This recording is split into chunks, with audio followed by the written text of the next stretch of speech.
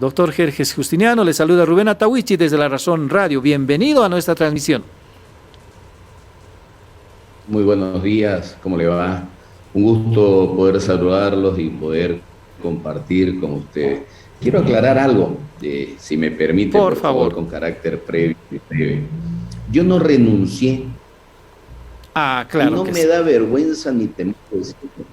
A mí me destituyó la presidenta. Es decir, ni siquiera me destituyó porque no tuvo en ese momento, no tuvo el coraje de decirme, ¿sabe qué, ministro? Lo voy a destituir, lo voy a cambiar por esto, por esto. No, simplemente nombró otro ministro. Y el discurso en el que ella nombró al otro ministro, que fue el señor Yerko Núñez, ella dijo, ya el proceso de pacificación ha concluido. Y ahora, dijo, necesito tener gente de mi absoluta confianza. Eso demostró dos cosas: que yo había sido designado por el proceso de pacificación del país, para pacificar el país, y ella dijo, ya concluyó, ya el país está pacificado. Y lo segundo, ella dijo que necesitaba gente de su absoluta confianza. Lo que ella estaba diciendo era que yo no era gente de su absoluta confianza. Esas fueron las razones por las cuales ella decidió cambiar de ministro y yo no renuncié. Le doy gracias a Dios porque Dios sabe por qué hace las cosas, ¿no es cierto? Los caminos de Dios son insondables, yo siempre he dicho, y no hay mal que por bien no venga, ¿no? Lamentablemente ese se transformó y se degeneró en un gobierno exageradamente corrupto, ¿no? Del cual afortunadamente ya yo no formé parte de él. Y también represivo, señor Jerjes Justiniano, considerando que años después, casi 2 años después, el GIEI establece que, por ejemplo, en la represión militar policial de Sacaba y Sencata hubo ejecuciones extrajudiciales, uso excesivo de la fuerza, y además un decreto que amparó toda esa acción policial militar, como fue el decreto 4078. Si me permite ampliar esta previa que hacía Jerjes Justiniano, ¿cómo se ha gestado ese decreto? ¿Quién ha impulsado? Se decía que algunos ministros se han opuesto al decreto.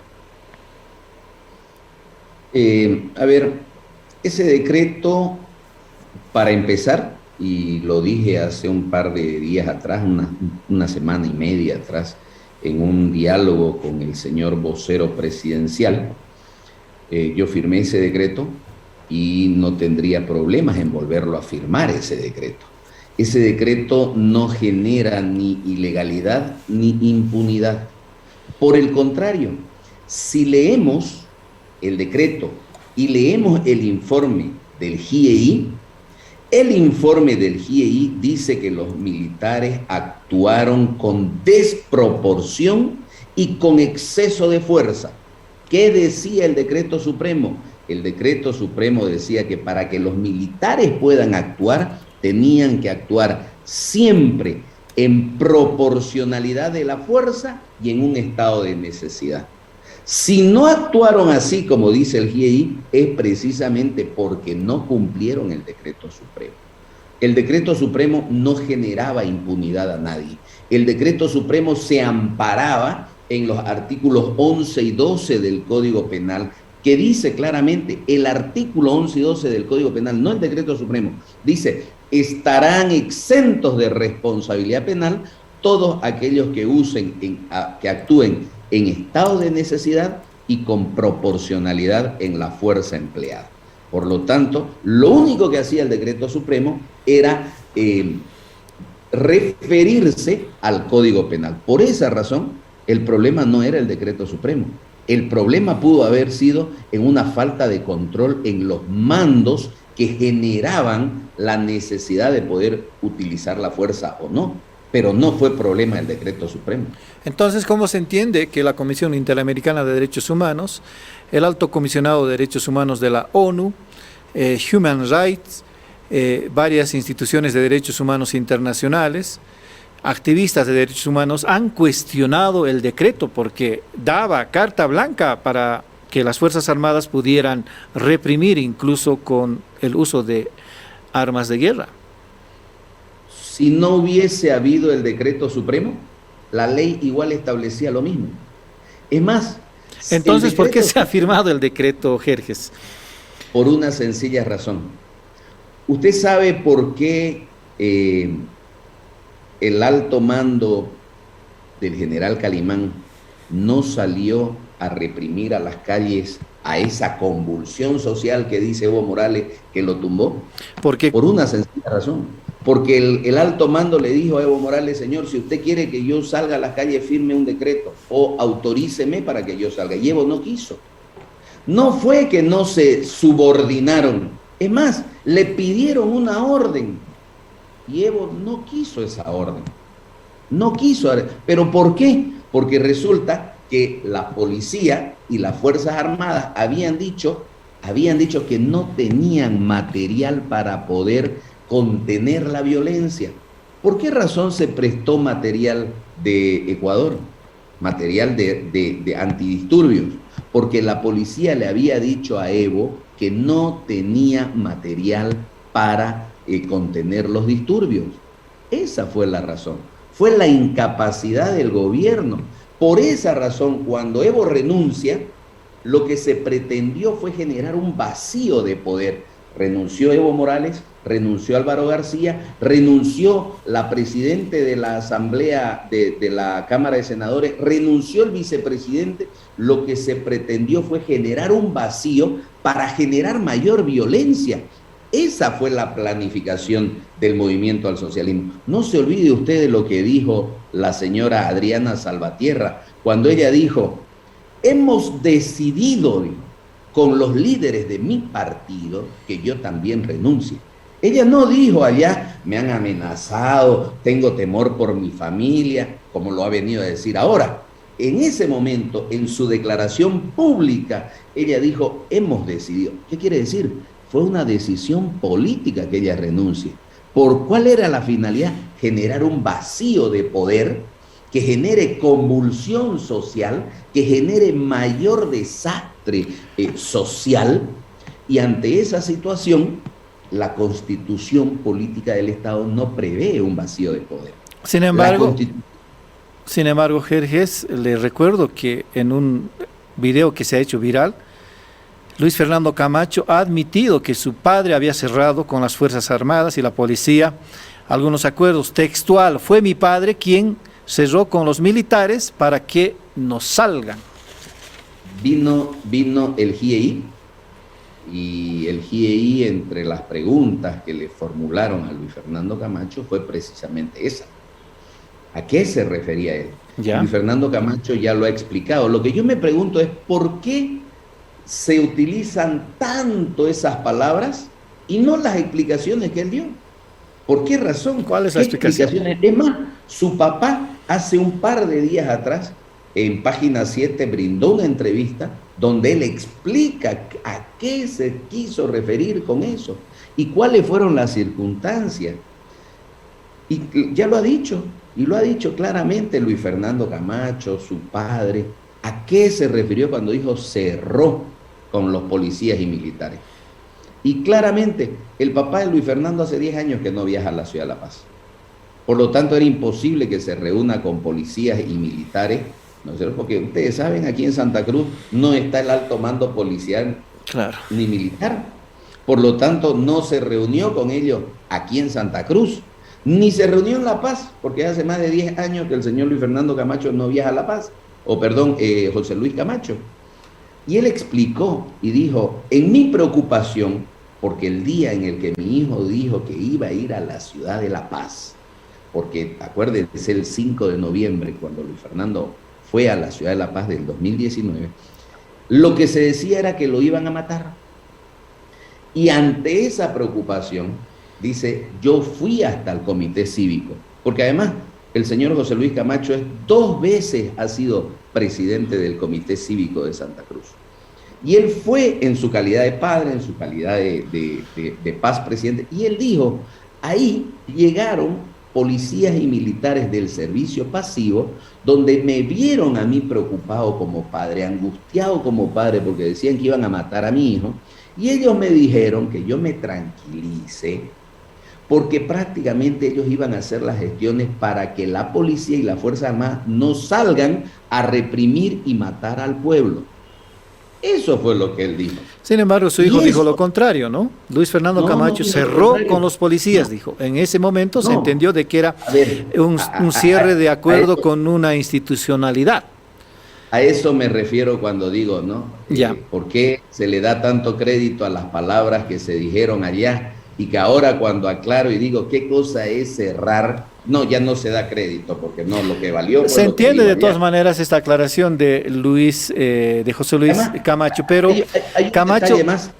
Hay un detalle importante. ¿Ya?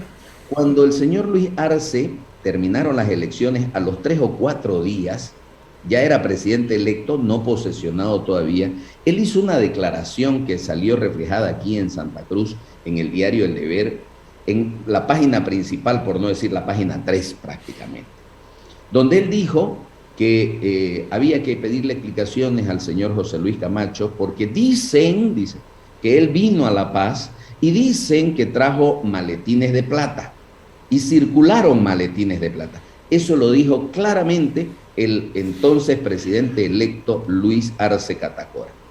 El señor José Luis Camacho le responde a los 2 días mediante una carta formal y se la hace llegar a él, a la presidencia, y la publica también en los medios de comunicación.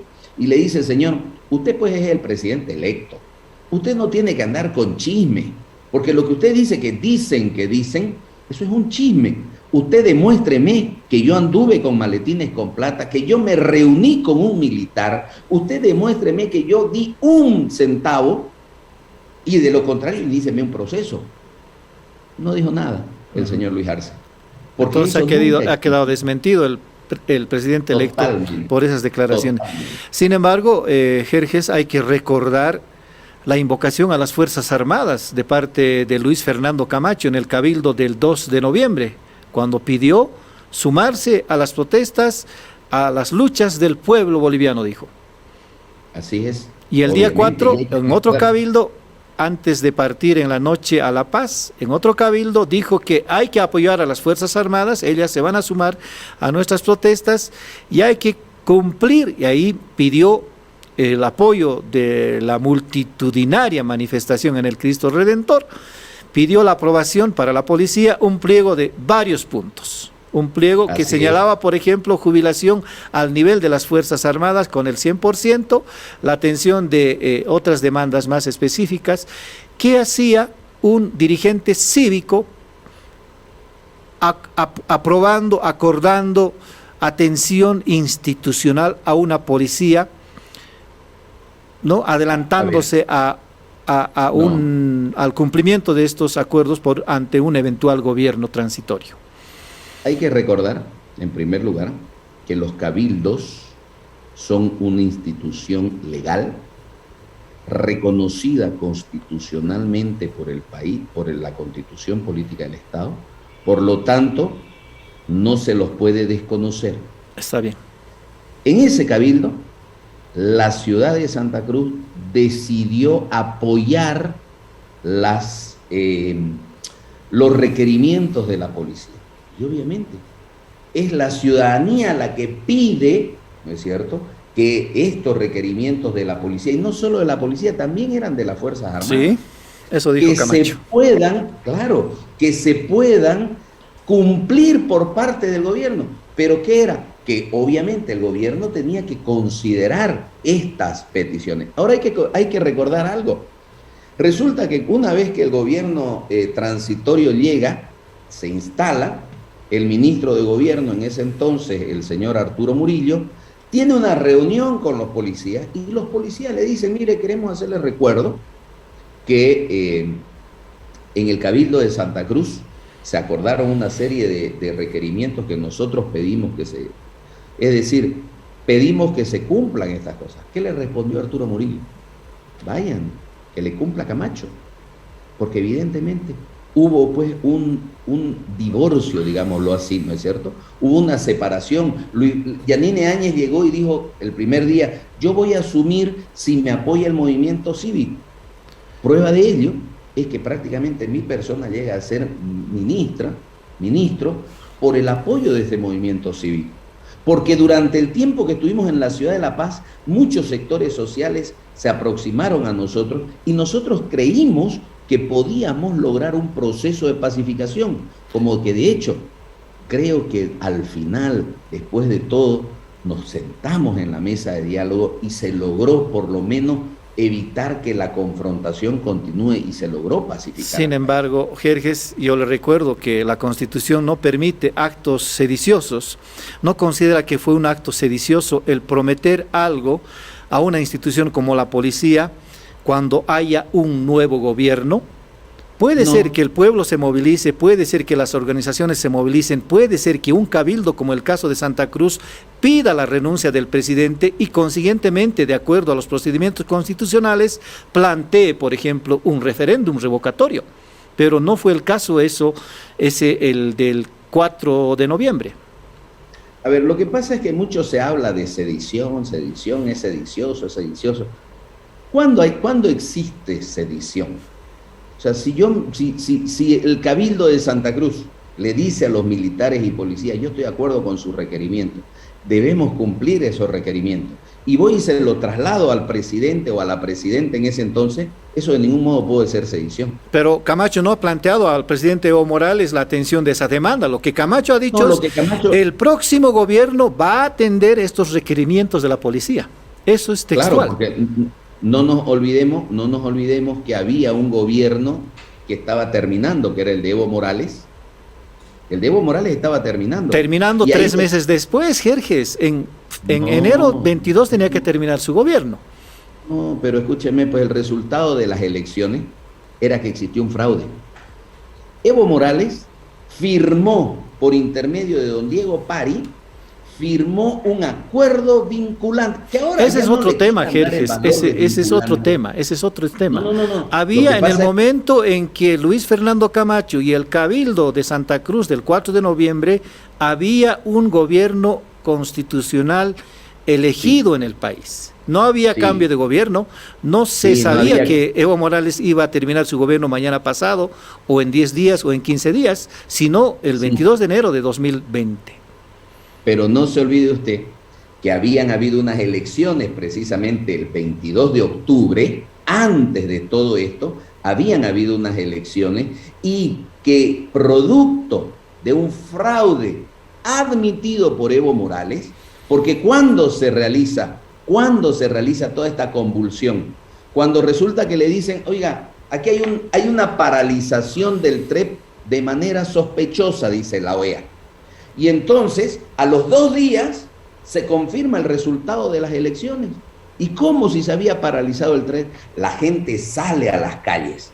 Y la gente movilizada no fue Luis Fernando Camacho que se paró solito con una bandera. Fue prácticamente mucha gente que se paralizó en Santa Cruz. Y resulta que Evo Morales dice, vamos a tomar unas decisiones. Hagamos algo, dice. Se lo plantea al país. Y Luis Fernando Camacho no lo acepta. Pero él le plantea al país, le dice, hagamos una auditoría vinculante y que el resultado de esa auditoría sea la que decida. Evo Morales decide eso. Y resulta que vino la auditoría el 11, ¿cuándo renuncia Evo? Ya me olvidé, el 10 de noviembre, se revela el resultado de la auditoría y Evo Morales, producto de la auditoría, dice, se anulan las elecciones. ¿Por qué anuló Evo Morales las elecciones si no fue porque hubo un fraude? ¿Cuál fue la razón? Por esa razón, al anular las elecciones, confirma el fraude y le da valor vinculante a la auditoría de la OEA, pero resulta que era pues un contrasentido, que nos quedemos todos tranquilos. Yo pedí la renuncia de Evo Morales, pero yo no me abrí en abierta hostilidad. Por esa es la diferencia entre el derecho a la libre expresión y la sedición. ¿Cuál es la diferencia?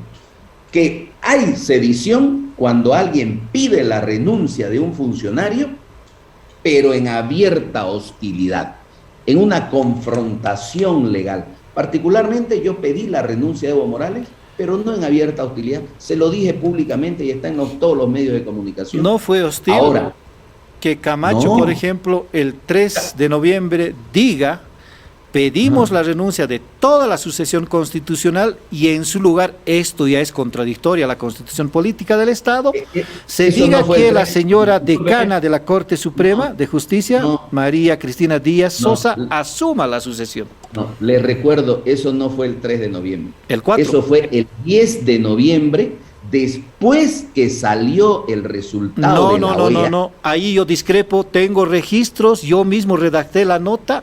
Allí dice textualmente, queremos que asuma como tiene que ser la decana de Tarija de la Corte Suprema, ahí nuestra nota de redacción, María Cristina Sosa, que no es masista.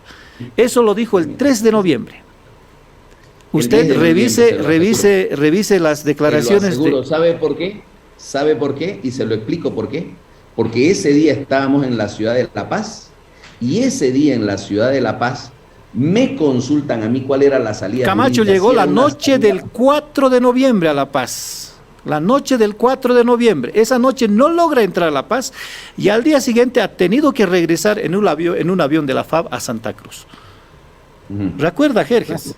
Entonces, lo dijo el 3 de noviembre, estas declaraciones. ¿No cree sediciosa esa declaración?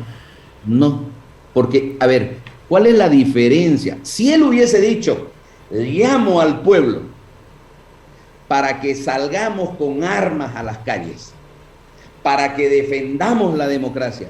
Él que decía, llamo a que salgamos pacíficamente a las calles. Así es. Llamo con esta Biblia para que vayamos con la palabra de Dios. Eso no es abierta hostilidad. Es cierto. Eso no es abierta hostilidad. Y entonces esa es una gran diferencia, y eso marca la diferencia entre el derecho a la libre expresión. Tengo derecho a pedir la renuncia de un mandatario que lo considero fraudulento. Claro que tengo derecho. Ahora, el 4 de noviembre... Me abro en abierta hostilidad llamando al alzamiento armado. Esa es otra cosa. Pero invocar a las Fuerzas Armadas, invocar a la policía, pedir la sucesión constitucional a través de una persona que no está en la sucesión constitucional como fue la decana. Además de eso, el mismo 4 de noviembre en el Cabildo de Santa Cruz, Camacho pide la toma de las instituciones de manera pacífica. También el cierre de fronteras, y dice que con esto el gobierno de Evo Morales no va a poder hacer nada porque no tendrá Estado que gobernar. Obviamente, ¿me tengo que someter yo a un gobernador fraudulento? Es la pregunta. Evo Morales decidió enjuiciar a los miembros del Tribunal Supremo Electoral. ¿Por qué? ¿Por qué el Ministerio Público instruyó que se los aprenda? Ni siquiera instruyó que se investigue, no, que se los aprenda. ¿Por qué? Porque hubo un fraude. Lo que pasa es que nos olvidamos de eso y queremos cambiarla la historia y decir, no, fue un golpe. Pero antes del golpe, ¿qué hubo? ¿Acaso la Corte Interamericana de Derechos Humanos no ha dicho que no es un derecho humano repostularse y que por lo tanto Evo Morales vulneró el mandato de un referéndum cuando dijo, no importa lo que diga el referéndum, yo me voy a postular porque tengo un derecho humano? Y vino el Tribunal Constitucional y dijo, sí, es un derecho humano, y se amparó en un pacto que luego el que debe interpretarlo el pacto dijo, no es un derecho. ¿Debo someterme a un gobierno que es fraudulento? Yo creo que no. Y seguramente hay mecanismos. Hay mecanismos seguramente para cambiar ese estado de cosas, pero no de la forma que ahora se cuestiona, ¿no, don Jerjes? ¿Qué mecanismo puedo utilizar si la Corte Electoral o el Tribunal Supremo Electoral dice, no, el ganador es Evo Morales?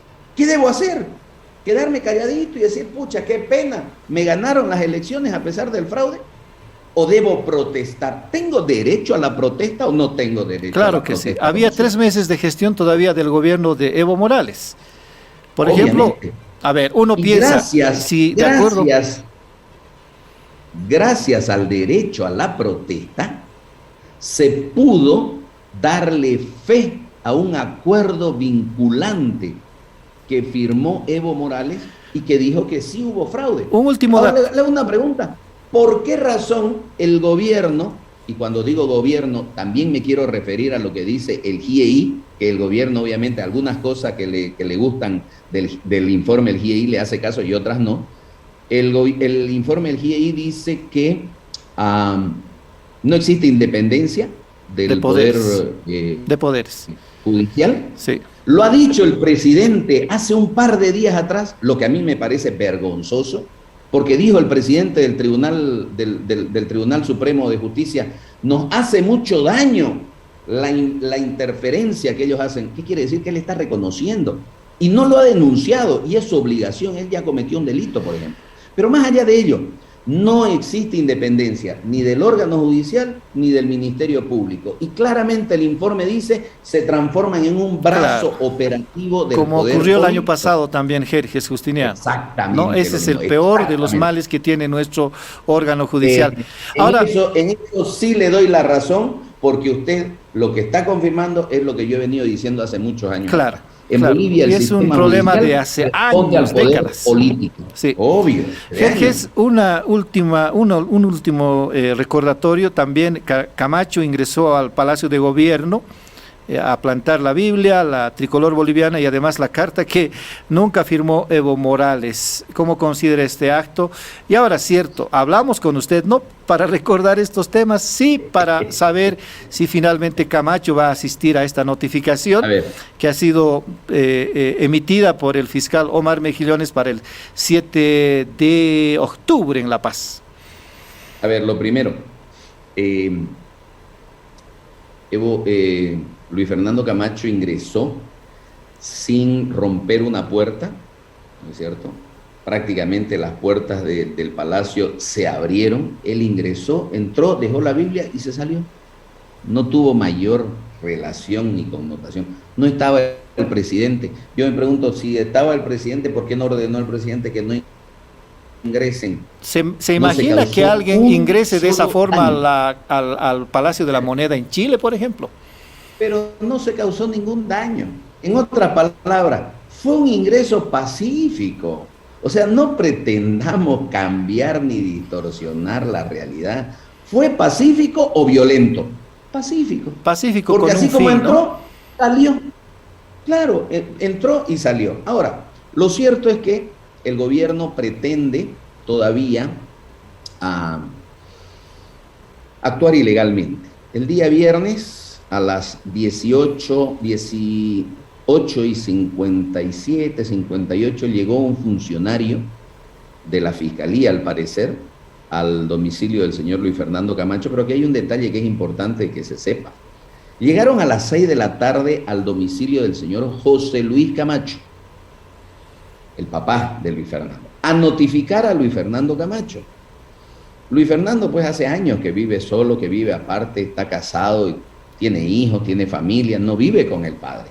Entonces, fueron a notificarlo a la casa del padre. Me llama el señor José Luis Camacho y me dice, doctor, están aquí afuera queriendo notificar a Luis Fernando. Entonces yo le digo, dele por favor la dirección de su casa, para que no argumenten, porque resulta que ahorita el gobierno argumenta cualquier cosa, para que no argumenten que no conocen el domicilio. El señor José Luis Camacho le dio el domicilio, le dijo allá, Villa Las Mercedes, entre cuarto y quinto anillo, radial 27. Se fueron allá. Llegaron antes de las 7. Antes de las 7. El informe del guardia es que llegaron antes de las 7, llenaron unos formularios, pero no dejaron la notificación. Y se fueron. Al otro día, extrañamente, el ministro de Justicia dice, ya el señor Camacho está notificado. Cuando la ley dice claramente que se debe entregar una copia de la notificación. Ahora, para no caer en el juego de que sí está notificado. Ahí le corto un ratito, Jerjes. El secretario de Justicia, Efraín Suárez, a propósito de esa notificación, dijo que sí, la notificación llegó después de las 19 y los procedimientos dicen que hasta las 19 debe ser notificada una persona. Llegó y después él se quedó hasta después de las 19 y ya no entregó la copia. Eso se lo puedo afirmar y no lo dice eso el doctor. Nuevo dato para la información. Lo cierto es que para evitar precisamente caer en ese juego, no, está notificado, no está notificado, se ha tomado la decisión de que el día jueves Luis Fernando Camacho va a estar en la ciudad de La Paz. La decisión es que va a ir él, perdón, la notificación es que él debe concurrir con su abogado el día 7 de octubre, y va a estar presente a las 9 de la mañana en la Fiscalía para prestar su declaración. Muy bien, pues Jerjes, nos hubiera gustado extendernos más, hay mucha tela que cortar, cierto, en otra hablamos más. Yo personalmente quisiera hablar con usted para conocer más detalles de lo que ocurrió en 2019. A sus órdenes, siempre es un gusto conversar con la prensa. Un abrazo, Jerjes. Era Jerjes Justiniano, el abogado de Luis Fernando Camacho. Acaba de confirmar en La Razón Radio que Luis Fernando Camacho viene a La Paz el jueves a declarar en el caso Golpe de Estado.